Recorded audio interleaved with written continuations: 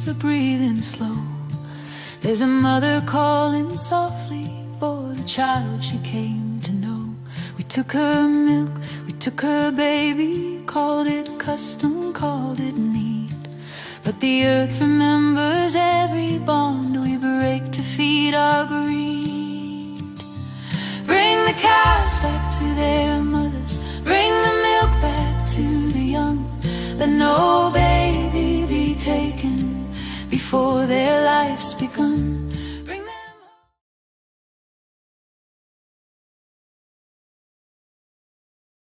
Dr. Harsha Atmakuri is a general physician turned vegan animal activist. Dr. Harsha directed Macadoo, an investigative documentary about India's dairy and beef industry. In order to gather the material for his film, he traveled extensively throughout India for over 2 years, interviewing nearly 100 people directly or indirectly associated with the dairy industry. Harsha now is working on a documentary about veganism and Buddhism. Last time we spoke, he said he had just come back from a tour, just heading somewhere into some, I think you said some Vipassana meditation retreats to talk to them a little bit about, potentially after you meditated, about dairy. I would like to see how that went, because I did speak to the last my last 12-day Vipassana meditation retreat. I did invite them to consider dairy not being very ahimsa. So thank you so much, Harsha, for being here and getting up so early for this. Hi, good morning or evening. It's morning here. Thank you very much for inviting me. Yes, I think the last time we spoke, I just came back from Vietnam. We were filming in Vietnam, and then I was planning to visit the Vipassana centers, but I had to travel to other places.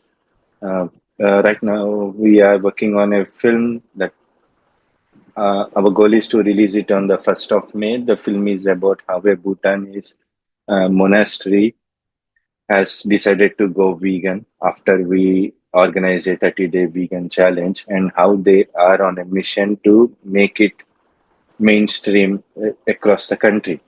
So it's a 1-hour film that we are planning to release on the 1st of May on the Buddha Purnima or Vaisak day. It's a very auspicious holy day.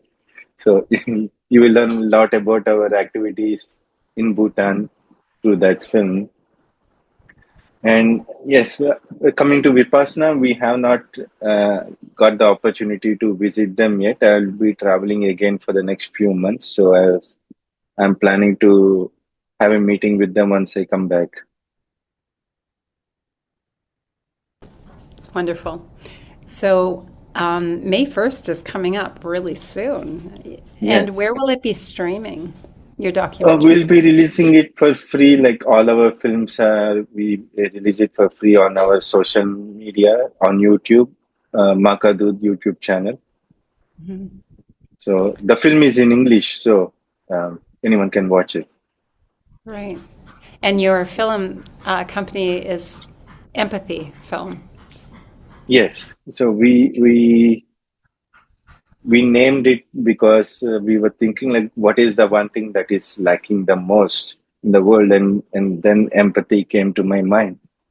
And initially the word karuna came, but karuna was taken by, it's a very common name. You will see them in from the restaurant names to hotels or business, everywhere the word is used. So then I thought, like, let me use the English word. Beautiful. And today, are you going to do a presentation for us today and show us a few clips from Macadoo? Are you able to show us a few clips from your new film? What would you like to do today? Unfortunately, I do not have clips with me right now. I'm using my iPad. So, Okay.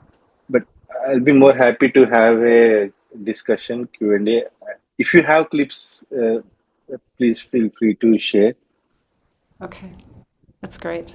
We don't have any loaded or planned, but a Q&A session. If I think most of us know that Dr. Harsha, you tell me that you're not doing human medicine right now, that you have dedicated your time full time as an animal activist, and now as a person studying the connection between spiritual teachings and veganism. Yes, I have not completely left the medicine part because I feel like I can play a big, probably even a bigger role by encouraging people to eat healthy vegan food. That way, they can reduce the lifestyle diseases. Because if you look at any country, top 10 causes of disease, at least five of the 10 are directly or indirectly linked to the lifestyle. Yeah. So I was counting for this in Bhutan. It's like 7 of those top 10 are directly or indirectly associated with the lifestyle. So each country has some numbers, but more than 50% of the top 10 causes of death are linked to lifestyle. So if I feel like I can do more service to the people by encouraging them to switch to healthy plant-based diet. So that's how I keep myself relevant as an doctor today while making the films and animal rights and environment focused activities. And do you find that people tend to listen to you more when you talk about veganism because you're a physician? It depends, but there is this observation. The people think like there is a confirmation bias because I am a animal rights activist. I am promoting veganism, so they look it from that angle rather than from the health angle. But that is something I cannot avoid. So unless I quit everything that I'm doing right now and switch to 100% on health and nutrition, then people may be more focused or interested. But generally. Uh, Context actually matters. So if we just explain on the health, um, um, people will think in that way. But you also need to explain like how, why, when, what are the reasons. All these things. If we explain and give them the entire context, then people are more like we crack open the shell, the defensive shell, and make them more open-minded. So. What is your new documentary called? We have not yet finalized the title yet, but one of the things we were thinking of is "What Would Buddha Do?" is the name of the film. It's What would about Buddha do? yes, I think that's great. yes. So we and the reason is because throughout Asia, wherever I went, when I meet Buddhists, majority of them are not even vegetarian. Forget about vegan. So and they have various like like Indians, Hindus, and Jains have this excuse that oh, we didn't we keep our cows and buffaloes healthy. It doesn't happen in our village. These are the kind of excuses where you will get from Hindus or Jains when it comes to dairy. Similarly, when it comes to Buddhists, the most common excuse for everyone gives is, "Oh, I didn't kill the animal; someone else did it." So. Uh, a big part of the film for me is to understand the nuances between different cultures, traditions, because Buddhism is vast, it's spread across multiple countries, and each one have uh, slight different interpretations or variations in how they practice. So understanding those nuances and differences and how we can bring out the message of Buddha to them, or you know that's the goal of the film. Uh, how we can apply the teachings of Buddha in the 21st century. Because Mhm. times have changed. It's been more than 2,500 years have passed, right? And our animals are being more and more abused. So you said that you were able to help a temple become vegan during this time of filming? Yes, it's a monastery. It's a vegetarian monastery. They consume eggs and dairy products, and the reason they were vegetarian is most of them are not vegetarian in Bhutan. And the reason this monastery is vegetarian is because the lama's guru wanted animals to be rescued. So the Lama has started an animal rescue shelter like 25 years ago called Jengsa, under which they used to rescue animals. And during this time, in the year 24, when my co-producer Zach, who has a travel company called Vegan Travel Asia, has organized like wherever he does tours, he on the day one of the tour, he organized a meet up with the locals, right? So when his invitation went out, and the people from the Jengsa got to know about it, and they decided like, okay, why don't we attend um, this conference, this meetup, and see. So that's how the introduction happened, and later, with the help of Animal Climate Health Care Foundation from India, we organized a 30-day challenge because initially they were convinced, but they were little hesitant on the health or nutrition aspect because they were concerned about what about the protein and energy and all those things. So then we suggested that if you are concerned about it, why don't you do a 30-day challenge and see if it benefits or not? So, and that's how they agreed. And then after the challenge, they were very impressed with the health improvements, and they decided that hey, we don't need any animal products anymore. And throughout during this time, we did a lot of awareness programs from health to animal rights on environment, and it's like a 30-day of education program as well, not just a diet change. And when it comes to diet, we didn't go 100% whole food plant-based diet because we felt like these are very rural people.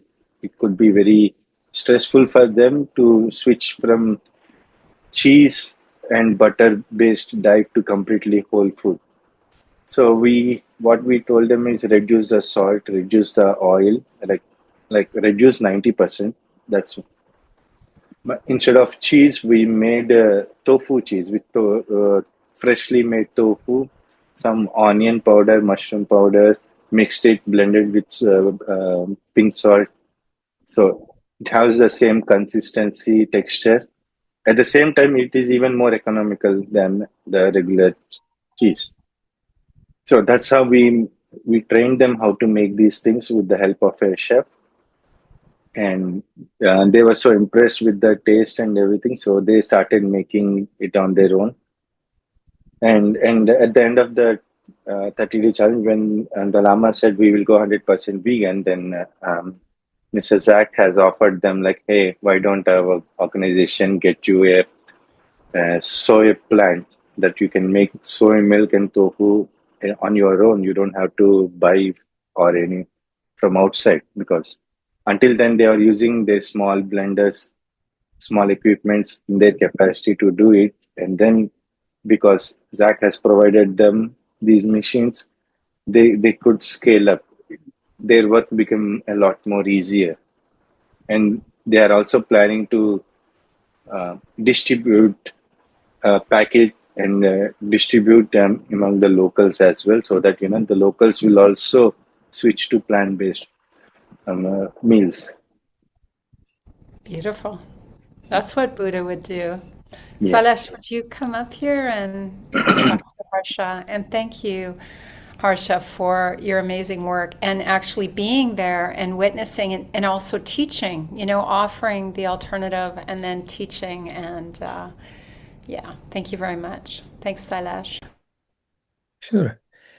So I heard that I met Dr. Vaidilingam Pillai and in China, and he said that he was involved in the project. He was Yes. doing all the monitoring their vitals and things like Yes, that. Dr. Vaiti is the main supervisor from the health, so he is the main consultant. We reached out, any questions we have, we reached out to him, and he guided us throughout the challenge. So I'm more like his assistant during those 30 days. Okay. Yeah. Yeah. So how did the monks fare? First of all, how many people were involved? And There were about 80 monks, 80, and additional some 20 to 30 locals.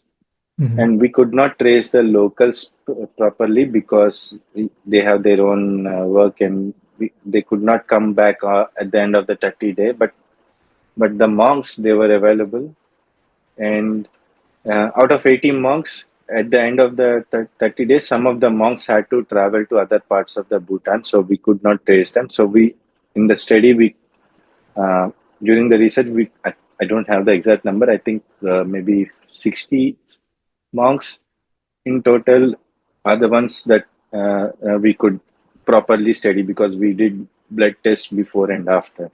mhm, Another challenge we faced is because it's Bhutan is not an economically well-to-do country, and this is a very remote region. One good thing is about the healthcare is it's free in Bhutan for everyone, for Bhutanese. With approval from the local government, we took the blood test before and after. However, we could not do all the parameters that we want. For example, we couldn't get vitamin D and B12 because they don't have the regions to test. mhm, But whatever we could do, we did with those with the resources that we had at disposal. So mhm. there were many challenges uh, in this way to identify the core problems, but certain things like cholesterol and glucose levels, those things that we could trace. So our conclusion based on those parameters that we could track. So what was the result of the 30-day challenge? Oh, I'm so sorry, I don't have those exact numbers with me No, right no, I now, mean, but generally, yeah. in general, we kept one thing that monks were worried a lot that they have to do fasting because Mhm, whenever someone goes on health diet, fasting comes to the mind. So we told them, of course, when I say we, it's Dr. Vaiti. So we told them that, no one has to go fasting. The only thing you have to do is eat healthy. For example, in between meals, they like to have snacks. So usually they go for these packed processed foods or some soft drinks, you know.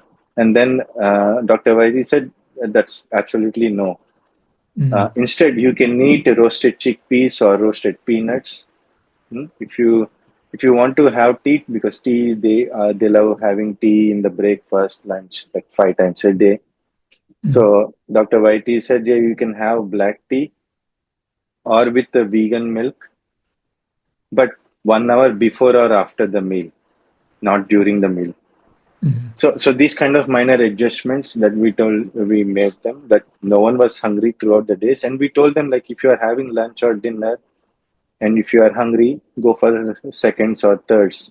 Eat as much as you want, but you have to eat only what we are giving you, right? mhm, So on average, all monks lost like on average 1.6 kgs weight mhm, without any mhm, fasting. And uh, several monks have their cholesterol levels came down. The head lama has a chronic diabetes for more than 10 years.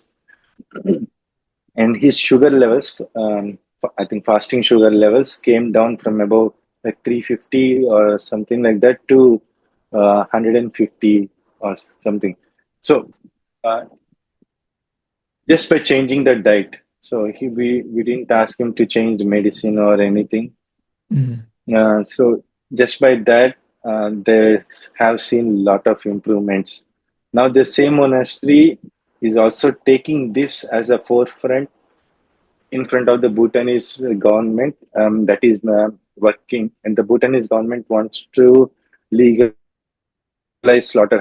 So they're mhm, saying that hey, you don't need to legalize slaughterhouse; you just need to eat healthy. So one of the reasons why we made the film is because of that. Because I think the lower house discussion or upper house discussion is happening in the month of May, the second half of May. So we wanted to release the film before that and bring it to the mainstream in Bhutan and also abroad. Right. So are they now asking other monasteries to do the same thing, or Yes, how is it yes. spreading? It could be like a spoiler alert for the film, Yeah, but that's fine. yes, yes, they are reaching out to the all the head monks, all the famous popular monks, not just them, but monasteries in and around all the lamas. They are inviting, organizing food. Um, um, in fact, we went. I was there recently 2 months ago in Bhutan again, just to see how they are doing. And during our discussions, we saw that half of their expenses are going into preparing these meals for these events, inviting people, uh, eat their food and taste it, and then realize it. Because until they do not, I mean, any human do not taste it or experience it, so until then they will be little what is the word, speculate Skeptical. about it. Yeah, Yeah, skeptical. yeah. Including a few months ago, they managed to serve a meal to the Bhutanese king and queen as well, and they really Mm, loved it. That's what they were told. So I think it's the message is spreading across Bhutan. I think a lot of Bhutanese by now are aware of this program that is going on and their mission, and they mhm, are working really hard to bring mainstream to the people and through people to their representatives to vote against the legalization of slaughterhouse in Bhutan. mm. I hope Good, they succeed. good, good, good. Yeah. I also heard about a school program. Is that also going to be in the movie, or is that separate from the monasteries? Uh, may I know, like, because there are different things. The thing I know is that the schools are also interested about this, and they are requesting to supply tofu to them on weekly basis. That is Mhm, been happening. I think around 20 schools have requested them, and they have recently started supplying tofu to 3 4 schools. And the thing is, because they have less manpower, they're finding little difficult in expanding, mhm. producing more. um, but other than that, a lot of schools are interested to buy tofu at a subsidized price directly from the monastery. Mhm, So that is also another thing they that's been going on. mhm. No, what I heard is from my friend Philip Wallen. He had posted on LinkedIn saying that he's supporting two schools to go completely vegan and through Animals Save. I Okay. don't know, you're not aware of that? I think Mm. probably it's an Animal Save Canada organization, not the India one, I think. No, it's And Naman Dedia. yes, yes, yeah. The thing is, the Indian and Canadian organization have split up. So Mm-hmm. that's why they are doing the activities, I think, in Thimphu. I've seen a few videos of them Mm. teaching the monks how to prepare food, how to make veganizing. So that's also a wonderful initiative taken up. And but yes, we are not directly involved in those schools. I see. Okay. Yes. Yeah. Yeah. No, it's exciting, because how big is Bhutan? Can you tell me how? Yeah. Area wise, I think it's good question. Maybe around 90 or 60,000 square kilometers. Mm-hmm. And but population wise, it's very small. It's less than a million. Less than a Uh, million. Okay. Yeah. yes. Um, and but culturally, it's very rich and very deeply rooted in their culture and identity. They take very much pride in their nature conservation and and the way of their lifestyle and all. In fact, tourism is their main one of the main core source of income. Mm. And the other thing is because since COVID, there is a financial difficulty in Bhutan, so the king has decided to construct a urban city in the flatland region of Bhutan, which is Gelepu, which is where the monastery is right now, where we did the campaign. To make it like a urban city with a capacity of 20 million people in coming decades. So that's the goal. That's the aim for the country right now. A lot of their resources are going in that direction. 20 million. Yes, Their population, you said, is about 1 million. it will be like a Dubai style I see. of city where people can come and invest and settle. That's the goal of their mission, and they call it a mindfulness city. And we are saying that the plant-based food directly complements the mindfulness philosophy, right? Because many monks have told us, like, they told us directly on camera that they could sleep better, they could meditate better. Their stomach felt less discomfort. They can easily pass the stools without any effort after switching to plant-based diet. They are feeling more physically active and energetic. So they are seeing a lot of benefits. And then Lama said, in fact, he said we have kept that part in the film also, that, I think he said something like switching to plant-based diet is already half enlightenment or something like that. He said in the film. Yes. But I would encourage, it's only a 1 hour film. I would encourage everyone to watch, keep an eye open on the 1st of May, India time. Yeah, how are you promoting it? Are you going to? So right now, our focus is entirely in Bhutan. So we have already given them a copy of them. So they have already started screening in Bhutan, across various monasteries and institutions. They are also planning to bring it to various member of parliaments in Bhutan. So right now they have already started their campaign. They are using the film to do. But this film is more like making it socially accessible, available. We are just finalizing few minor edits, and by tomorrow or day after, we'll lock the entire film and ready for upload. Oh, I see. Okay. So regarding the promotional aspect, that is one big challenge. Like recently, we have released a Sri Lankan film called Footprint. I don't know if people are aware of it, because we barely did any promotion. I just made a social media post about the film, then I released. I try to rely mostly on word of mouth and people, and marketing something that's not my. I don't know what, I don't have the word for it, but that's not my thing. Yeah. I try to I use social media and WhatsApp at most. Yeah. Yes. No, but I'm glad that the monks are doing the work for you within Bhutan. Yes. We are doing their work. It's not they I are meant, doing our work. they're Yeah. promoting the film, so to speak, right? So they're screening Yes. it. In fact, we didn't make the film. We only assisted them. The director is also a Bhutanese. Like he's a core volunteer for the monastery. Yes.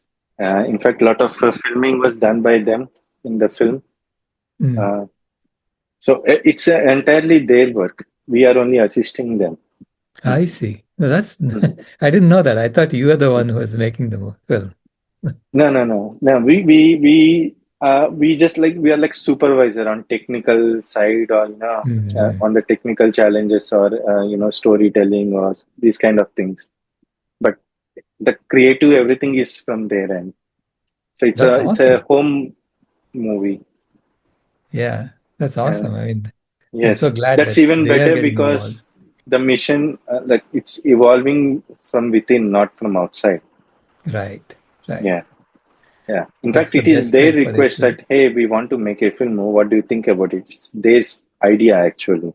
Right. That's how this project has started. That's wonderful. I think there's a hand raised. That's Dr. Wood.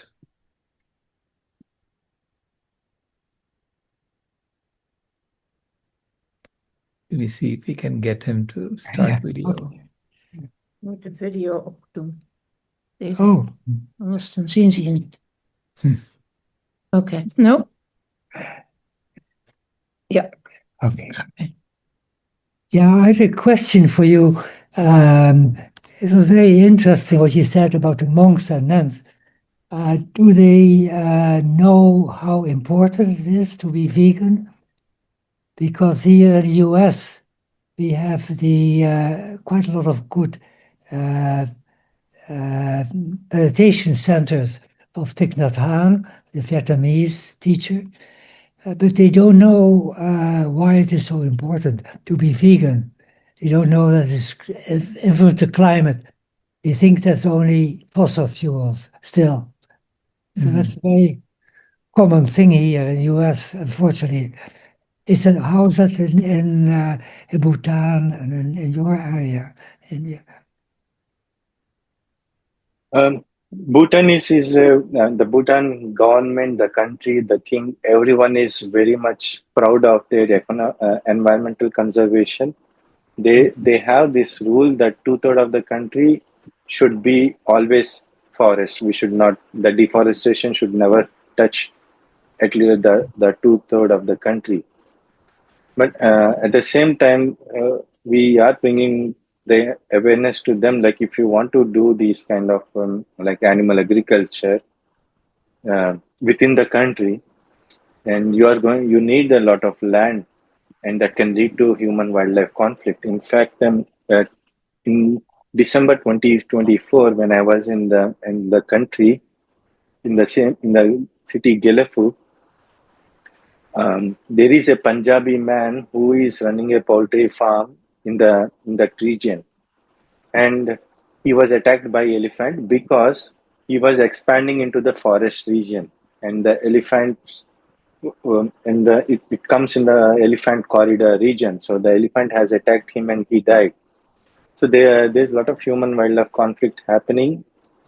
And regarding awareness, I think this is my experience. A majority of the monks, whether it is Bhutan or Vietnam or Sri Lanka, Thailand, anywhere, they do not have much awareness at the global level of what kind of effects that their individual choices are leading or causing. So one of the things that we aim is to bring how their choices is affecting others and all over the world. Yeah, in Vietnam, what some of the volunteers are doing is where there were craters or so which were created by bomb cell to get them out of the earth and planting trees there. So that's one aspect we're trying in Vietnam because so much damage was done in the wars there. Well, thank True. you. Peace Yeah. tree. Thank you. Peace trees. Peace trees. Yeah. Mhm. Peace trees. What is can you tell me about the Sri Lankan movie? The Sri Lankan movie, it's called Footprint. So we have thought like this is more like an experiment style film. So we thought like, hey, we just don't want us to make vegan films. Why don't we encourage the mainstream filmmakers to get into the vegan filmmaking? That's the idea behind it.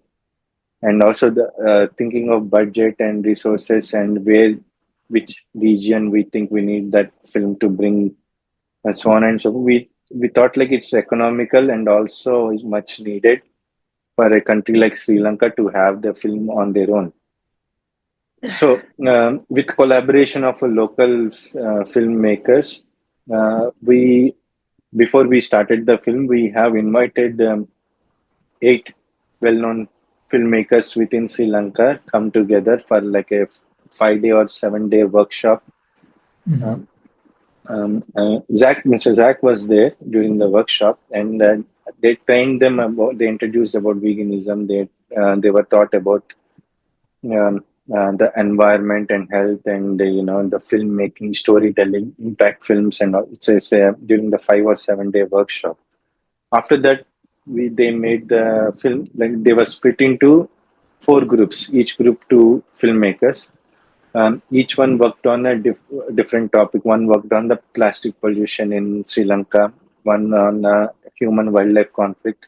One group is worked on the dairy industry in Sri Lanka, and the last group has worked on the urban problems. So it's a completely different topics, but at the same time, how they are interconnected. That's the goal, and what are the solutions on it. So this is, I think, 1 hour 15 minutes film. It's also available on YouTube, but it has English subtitles because most of the interviews are in Sinhala. So we have kept it in English subtitles, and because they are experienced cinematographers, the visually it's a stunning film. It's very much professionally high class film, and the response was really great. Now, until the Earth Day, there were many screenings across universities and colleges in Sri Lanka that is happening. And because Sri Lanka has, I think, about 15 to 20% Tamil population, we are working with the local Tamil filmmakers to dub it in Tamil language. And that Tamil is different from the Indian Tamil. So we have to rely on the Sri Lankan people to dub it. So we are working on that. And we are also working on preparing subtitles in various languages like Hindi, Vietnamese, Thai, and a few other languages. Yes. Awesome. So if you see, after this meeting, if you have time, you please go to Macadoo YouTube channel and you will see the film footprint. Yeah, I'll definitely watch it. Danny, you had a question? One thing I would like to add here is there are 8 filmmakers because they split into different areas of the film. And of the 2 people who worked on the dairy aspect of the film, he was so shocked to see, and one decided to go vegan while making the film. That's how. I mean, that's the realization that happened. We did, in fact, throughout this journey, we didn't tell a single person that you have to go vegan. We felt like that would pressure them to not involve. We want them to realize on their own, because we wanted to have that experiment and see that if people can figure it out on their own. And the guy who worked on the dairy industry said he has gone vegan, and he only told us. We didn't even ask them. That's awesome. Yeah. Danny, you had a question? Yeah, I have 3 actually. The first 2 are from Amit, one of our core members. His first question is, milk is not vegetarian. A campaign in India a few months ago created big news, and YouTube removing the channel and moving Macadoo. How powerful did you feel to come back from there, receiving public support?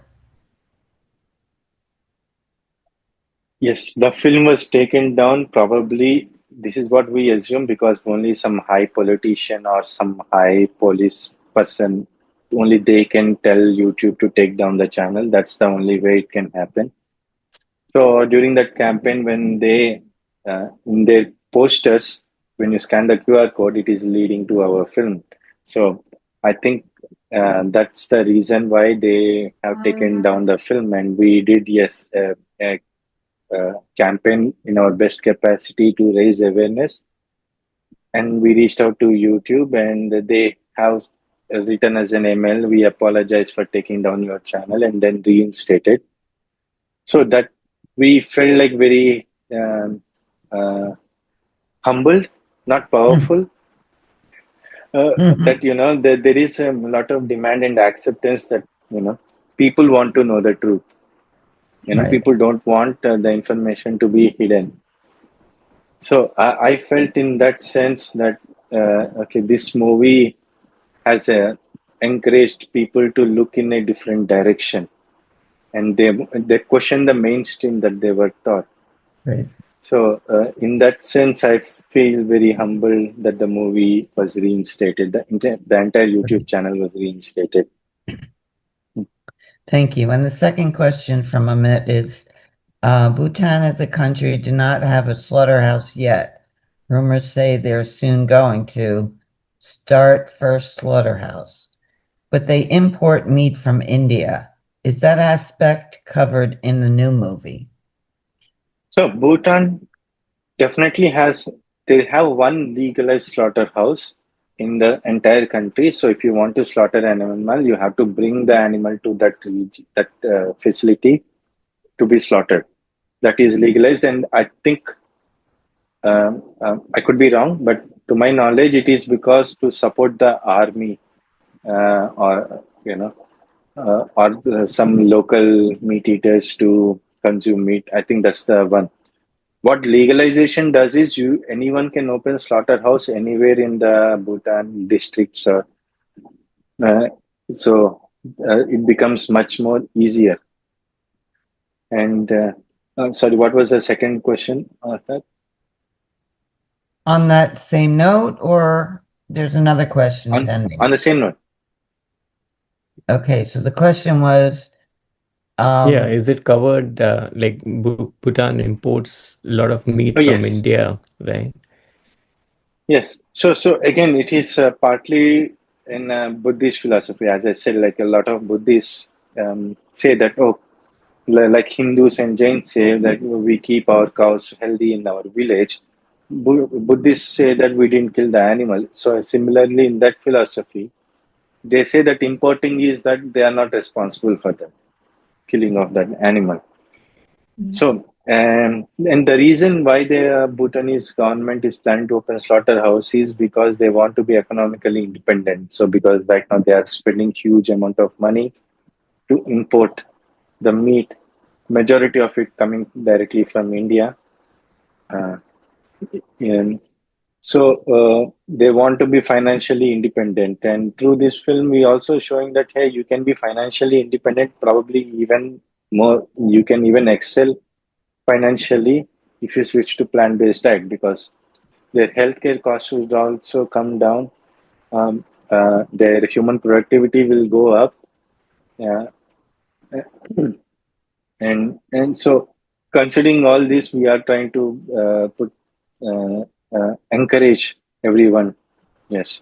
But the second thing is, this is what we heard from the locals, is that the pressure to introduce slaughterhouse is coming mainly from the Buddhists and Christians who are living on the Indian border side of the Bhutan. This is what we heard from the locals. The majority of the Buddhists are against the slaughterhouse in the country, though they eat meat. That's a different story. But they don't want slaughterhouse. But the current government is primarily elected by these non-Buddhist communities. So they are pressuring the government to introduce slaughterhouse. This is what we heard from the locals. Okay. Thank you. Of course, there could be a lot of nuances and depends on the region and all, but there is definitely money is involved in this. Right. Thank you. And the last question comes from Dakota Mathis.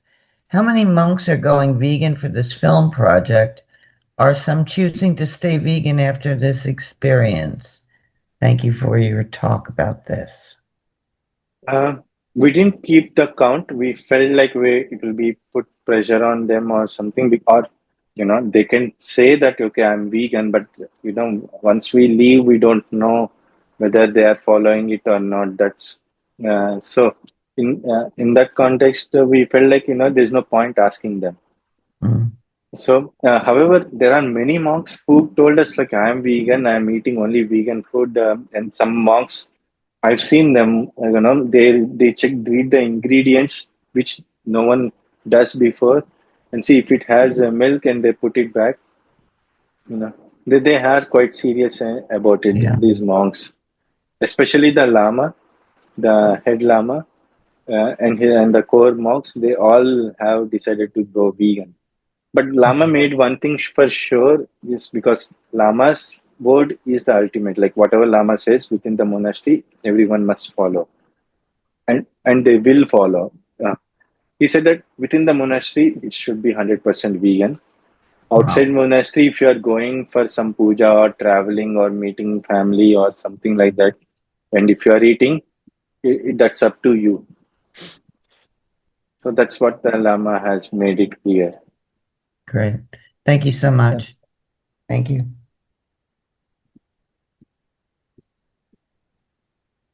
Go ahead, Ray. Hi, Harsha. Hi. You Good were evening. on screen. I saw you turned on your webcam before the previous presentation with Dolly Vias Ahuja was over, and we were talking about Macadoo. And I saw you there, and it didn't click into me who you were.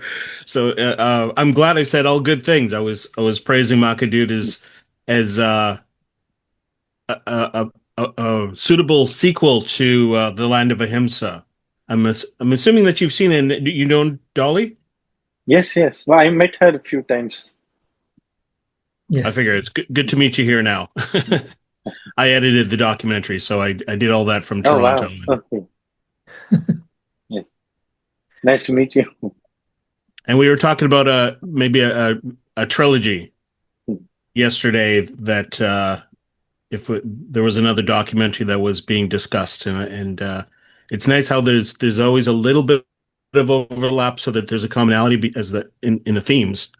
We know we're talking about the same things, but you could watch Land of Ahimsa and Macadoo back to back, and it just feels like a continuation of ideas and values and feelings, and it's good. Macadoo is a lot more challenging in a sense. Dolly was holding back because she wanted to make sure she was trying to get onto Netflix India, so trying not to call out Amul or ruffle any feathers, but she had the material to make this sequel. But onwards, and the faster we get to the finish line, the better. True. Yeah, we were discussing Manjushri's new documentary. I don't know if you're aware of that. She's working on a documentary on mastitis. Yes, yes. Yeah. So as the third of the Mhm. trilogy. Yes, that's also a very interesting topic because the majority of the dairy animals are either clinical or subclinical. They have mastitis, cows and buffaloes. Right. And yeah, we discussed a lot. Like I think about a month ago, I got a call from Manjushri, and we were discussing about ideas and how to proceed. Whom and I think that's a very interesting project because a lot of people are not aware of these things. You know. Uh, so I told her that please do. Uh, Please include various doctors from not just I think no sorry it's her idea that to include human doctors as well. So I helped her. I connected her with a gynecologist in Mumbai to her, a vegan gynecologist, um, to have an interview with her. I think it's great how we're getting these solid documentaries that are talking about how the movement is growing in India, because I think a lot of North American and European activists think that they are on the front lines. Yet I think, especially in the United States, one of the biggest problems is the exportation of this lifestyle, this definition of middle class living that includes meat consumption, and I think that's we have to at least stop that. I'm in Canada; we're just as bad, but I think that there's cultural leadership that can come from elsewhere, and we need to find the humility to be able to let India lead. And that little clip that I played, it was Jane Velez Mitchell and Keegan Kuhn that were saying it's India. It's coming from India. And it's going to be a natural progression that'll be clear to us in retrospect. But a lot of people are thinking, it's on the sidewalks of New York or LA that the outreach is going to happen. But I don't think it necessarily has to be outreach all the way to the end. It's these films are reaching people, and we need everybody, all hands on deck. Yes. Right. Yes, yes. So not just India, but also in Southeast Asia, there is huge, very rich plant-based varieties that people can look into. So I feel like we can, and the only thing is we need to bring this to even more mainstream, and and there are huge challenges trying to making mainstream, making vegan mainstream in US as well, which is one of the things that I was working on.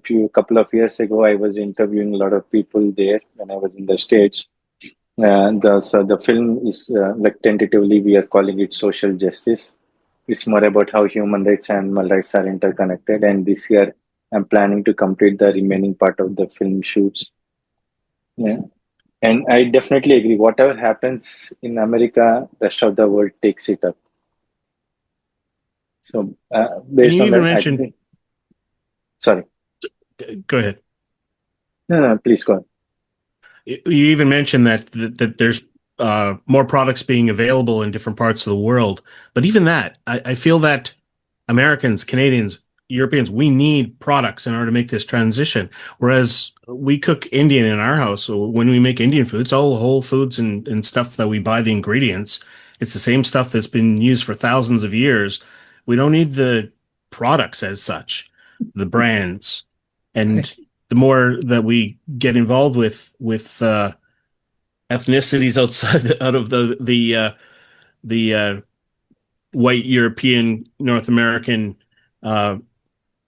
understanding of the world, because this whole products first kind of movement frustrates me sometimes, because they're handy, they're good transition tools, but we need to have the right attitude, and the idea that like the Good Food Institute says that they're going to feed the meaty appetite of Americans with cellular agriculture, and it's the appetite has to be addressed. We can't just let everybody sit back and indulge. That there has to be a movement towards solving the problems of the world. Yes. So in my experience, because we also done a lot of workshops in catering colleges and universities. In my experience, I feel like it should also one of the core steps is that we need to start from there as well. If we bring awareness to students at these things, they come out of it and then they get into these hotels, restaurants, and businesses. They will implement those ideas in their workplace. Not necessarily they may follow vegan or not, because the biggest challenge right now for a lot of people is the availability of it, the convenience part of it. So unless we do not make these products mainstream or convenient, I think it will be, it is probably the next big challenge for us, is to bringing these products to mainstream, because right now there is a lot of awareness growing, but people are finding little difficult to get it accessible. Right. So as a test project, we did that the tofu plant in Bhutan. They are expanding. They are making it accessible to the local people. That is one thing. And we did a similar workshop last month in Nepal, in the Nepal's first catering college in Pokhara. And there we have invited the monks from the Mustang region also to come and see and experience. And Mr. Zach has provided them the soy milk plant for the college as well.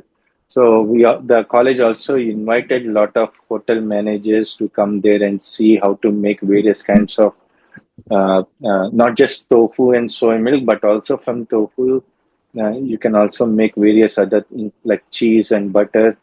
How to make tempeh. It's a 2-week workshop that we have given them, and we have also started a vegan club in the college with the help of the principal. So one of the core things that we are trying to do is bringing this awareness and education to these catering colleges. Right. Go Well, ahead, Paige.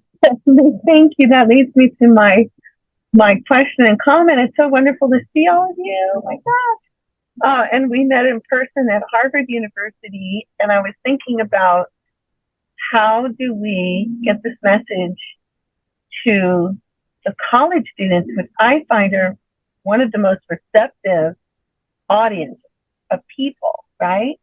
And making that impact. So you kind of answered my question, but I just thought if you wanted to add anything else in there, and even Dr. Rao, if you wanted to chime in on that as well, just having just come from Stanford, right? Dr. Rao, you were just there for the Food for Thought. Yeah, Food for Thought conference. Festival. Wow, Yeah. right.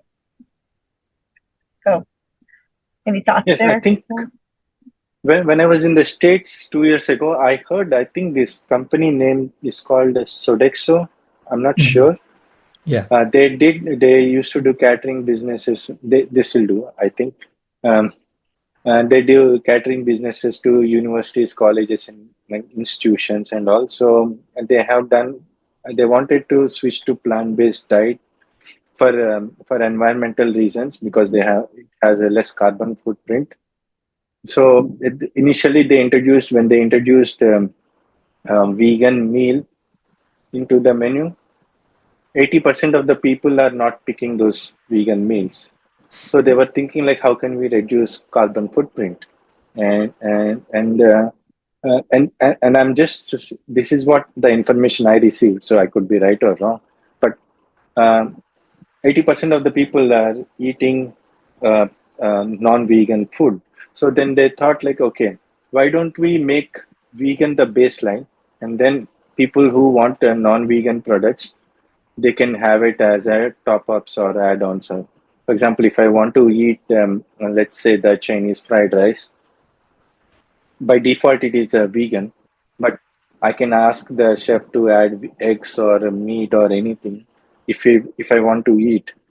So when they did that in round two, 80% of the people are just going with the default, which is vegan. So that way they don't have to be vegan in their own life or consciously, of course. But here they are just by default they are picking vegan meals. I think in that context also, there we can try to bring vegan food mainstream. Right. Awareness and convenience. I think these Exactly. two play a key role. Shankar? Thank you. Thank you so much. Yeah, thank you, Dr. Rao. Hello, Dr. Harsha. How are Hi, you? good to see you again. Yes, I want to know how we can follow your tour. Like, what is your next tour plans? So I am planning to come to the States on May 7th. And I am planning to visit few places like LA. I may come to Phoenix as well because I want to meet Keegan for his work. So Dr. Rav, if you are in the city, I would love to meet you. And I'm going to visit Austin. I will be working with Dr. Faraz for a couple of weeks on the next project, which is like on human rights and animal rights, how they are interconnected. And it's like I have already done 50% of the filming, but we want to do the remaining 50%. And so these are the plans that I have in mind when I'm in the States. I have also applied as a speaker for the Jain event that is happening on July 4th or 5th. I see. I'm yet to hear back from them for confirmation on the speaker. So if that happens, I'll be visiting New Jersey as well. Okay. Awesome. Thank you. Are you planning to come to the EVA Summit in Toronto? Unfortunately, no. I'm not coming for the EVA Summit. Okay. So, Jamin, you had a question? and then we'll have to do the closing ceremony.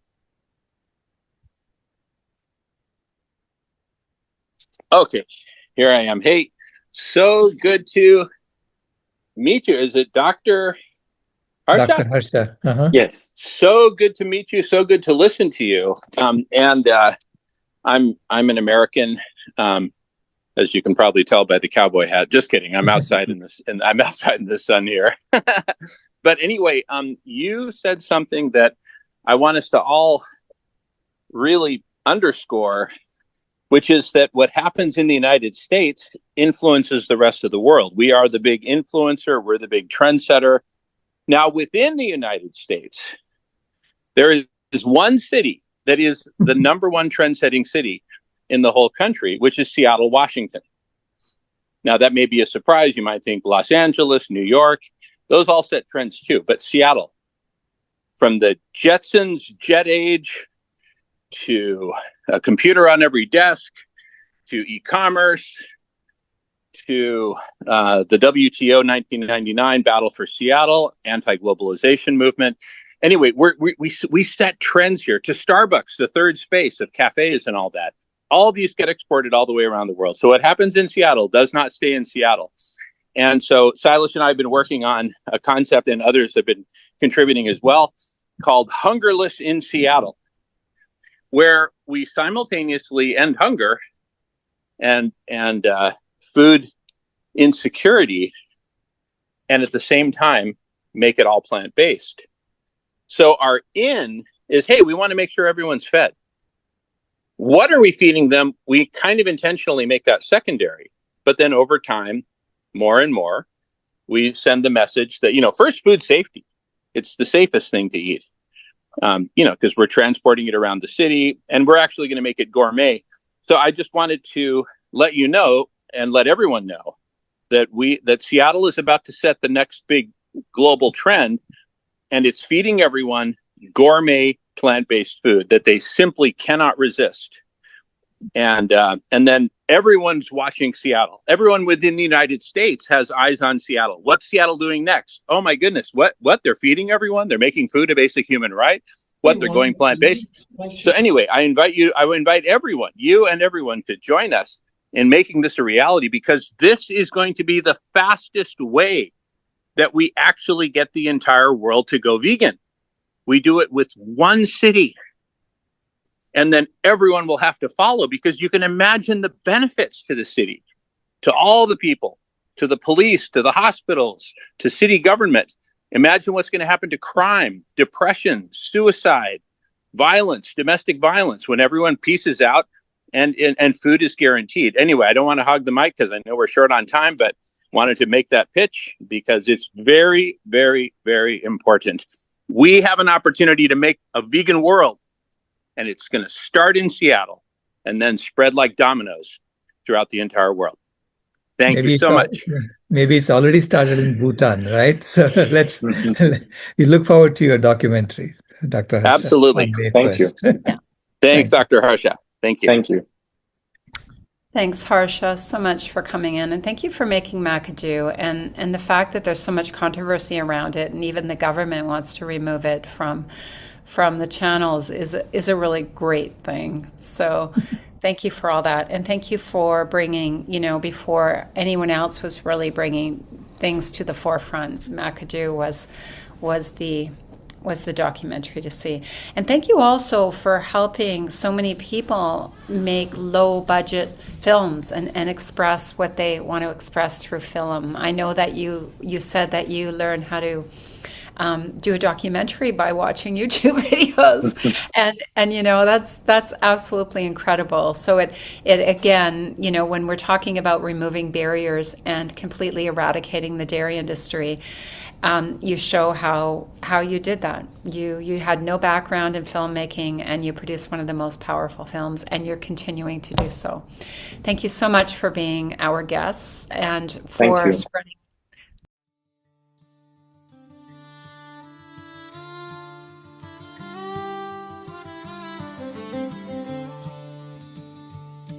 In the early morning quiet, when the fields are breathing slow, There's a mother calling softly for the child she came to know.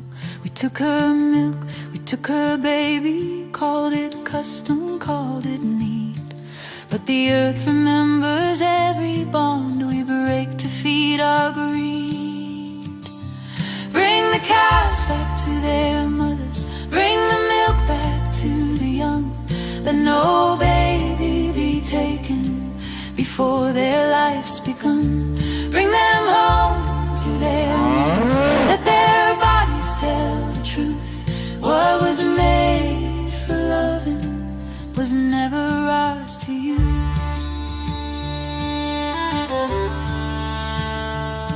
She knows him by his breathing, by the sound beneath his cry, by the way the dawn is shining in his dark and liquid eyes.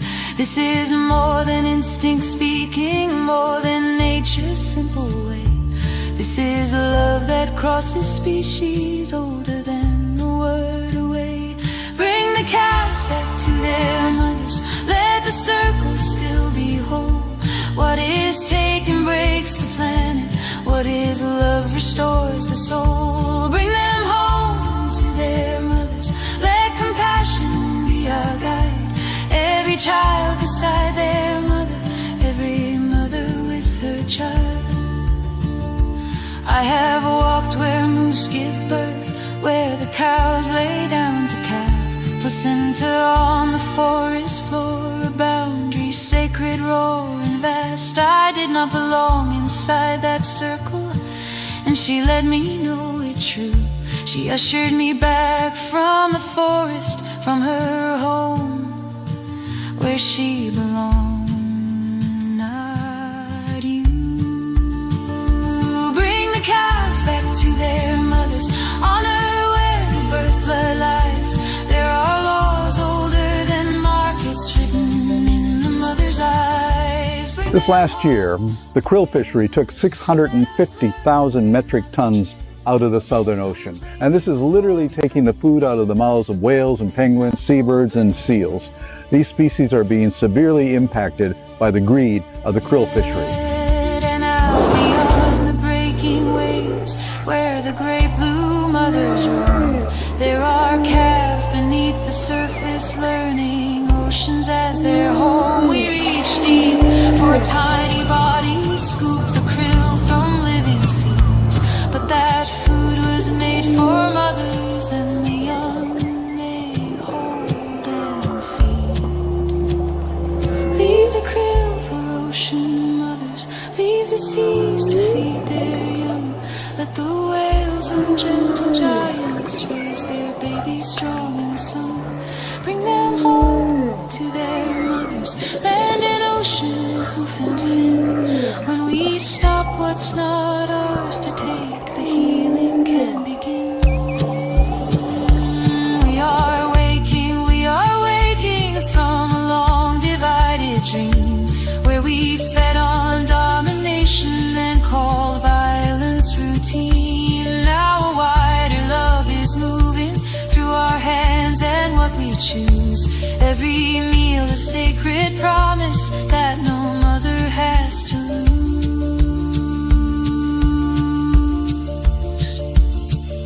Beloved, stand beside me with your feet upon the ground. Let our lives be living answers, let protection make it sound. This is how the world turns gentle, this is how the old ways end, when we choose the mother-child bond again and again and again. Bring the cows back to their mothers, let the mothers keep their... It's a tiny bit less than 80 acres. I have Jersey cows, Holstein cows, a yak. She estimates she's rescued about 158 cows. And most cows don't get to live like this. It makes me happy. Tack Writer says she got to know cows working at a dairy farm in 1976. The cows were just wonderful, and when they stopped making milk, they got slaughtered. She decided to create the sanctuary after tragedy struck. Huge storm, and I found all these dead cows in the field. The first cows I had were the 6 babies that survived the lightning storm. She wrote a children's book about that experience, with proceeds benefiting the nonprofit, which she runs herself. We feel entitled to artificially inseminate a cow, and when she gives birth, we steal her baby. Even though her cries of anguish are unmistakable,